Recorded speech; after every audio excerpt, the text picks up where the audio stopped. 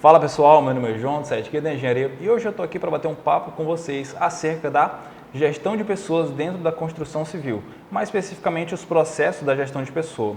Então assim, para dar uma contextualizada rápida para vocês, em razão de uma alta demanda que surgiu no setor da construção civil há alguns anos atrás, diversas novas empresas passaram a atuar nesse segmento. Então, as construtoras, para que pudessem ganhar um lugar de destaque no mercado, para que elas pudessem se impulsionar, alavancar o seu negócio, elas precisaram realizar estudos e pesquisas para determinar quais seriam os fatores cruciais que elas deveriam atacar a fim de que o seu negócio se destacasse em meio a tantas novas empresas para o mesmo segmento. Então, assim, de um modo geral, há diversos estudos que afirmam que empresas que investem em planejamento e gestão de pessoas obtêm melhores resultados de desempenho e melhores resultados de produtividade. Ainda, também elas obtêm altos índices de motivação e de satisfação dos seus colaboradores. Inclusive, atrela-se a maioria dessas empresas, das empresas bem-sucedidas no caso, atrela-se o uso, a aplicação da gestão de pessoas como sendo um diferencial no seu negócio. Isso porque essas empresas elas obtêm índices mais claros de trabalho e também índices mais claros de motivação de entrega dos seus funcionários. Então, olha só, é imperioso que as construtoras, as empresas construtoras tenham como meta a consecução de um ambiente de trabalho que proporcione motivação, que proporcione competitividade, certo? Incentivos, o que mais eu posso citar? Treinamentos dos seus funcionários e diversos outros fatores.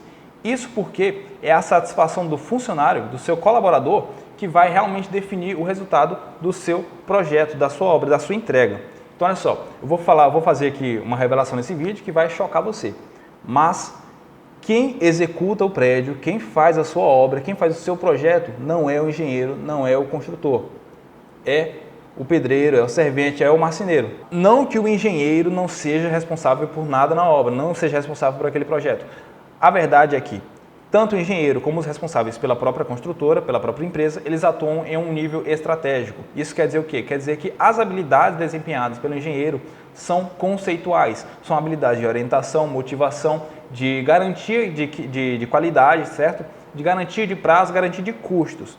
Então, o engenheiro ele vai visualizar e vai traçar as diretrizes para que aquele objetivo inicialmente feito em planejamento seja alcançado da forma como ele foi previsto. Ocorre que, para que ele consiga isso, ele tem que investir em quem realmente está executando esse serviço. Então, quem realmente vai fazer um levantamento da sua alvenaria, quem realmente vai fazer a aplicação do porcelanato, do revestimento, não é o engenheiro. Quem vai trazer isso para a realidade é o seu funcionário, é o seu pedreiro, por exemplo. Então, a melhor maneira de você que atua em nível conceitual, com técnicas conceituais, a melhor maneira de você conseguir garantir que aquela execução atenda à sua necessidade é investindo em investindo no meio que faz essa execução. No caso, ao invés de você focar no resultado, você foca no meio pelo qual aquele resultado vai se concretizar, tá certo? Então, certo, o que seria uma função, uma gestão de pessoas? Gestão de pessoas, conceitualmente falando, é uma função gerencial que visa a cooperação das pessoas de uma organização a alcançarem objetivos e resultados satisfatórios, tanto para a organização como pessoalmente, como individualmente. Então, até que a Venato ele passa 6 processos básicos de gestão de pessoas. O primeiro deles seria o processo de agregar pessoas. O processo de agregar pessoas também, por vezes, é chamado de processo de provisão. Ele trata da seleção de pessoas para realizar determinadas atividades. E essa seleção ela tem que ter por base o princípio de que essa pessoa ela tem que atender às necessidades da empresa e também tem que ser capaz de contribuir para o sucesso da organização.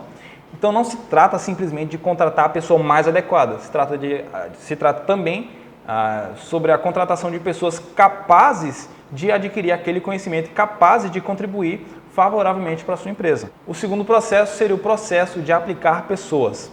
Dos 6 processos seria o processo de aplicar pessoas.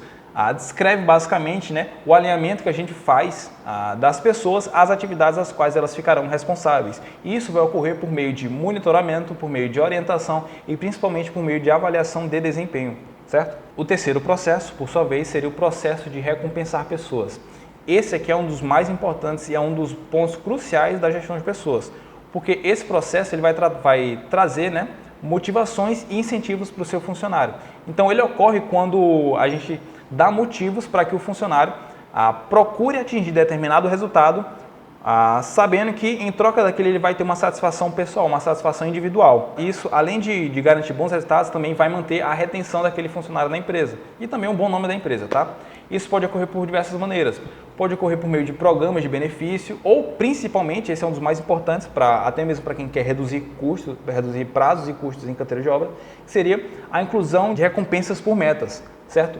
Você tem o seu planejamento em mãos, você tem uma ideia, mais ou menos uma ideia por alto de quanto tempo determinada atividade tem que durar e você cria metas, por exemplo, quem produzir acima de tantos metros quadrados, acima de uma determinada porcentagem que você vai determinar, vai ganhar uma recompensa de tantos reais sobre o seu pagamento.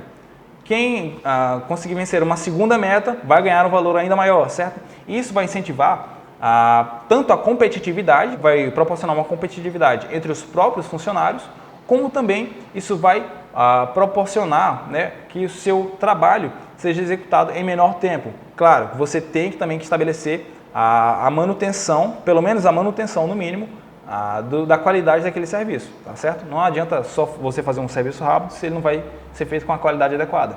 Então, basicamente, esse terceiro processo é um dos mais importantes dentro da gestão de pessoas. O quarto processo seria o processo de capacitação. Seria o processo onde o seu funcionário, o seu colaborador, ele vai procurar incentivos, né, ou vai ser incentivado a procurar capacitação, treinamentos ou até mesmo promoções de carreira dentro da empresa. Esse aqui é bem tranquilo, é mais uma coisa que você, como responsável, vai ter que visualizar para a consecução do seu gerenciamento de pessoas, para o sucesso da sua empresa. O quinto processo seria o processo de manter pessoas.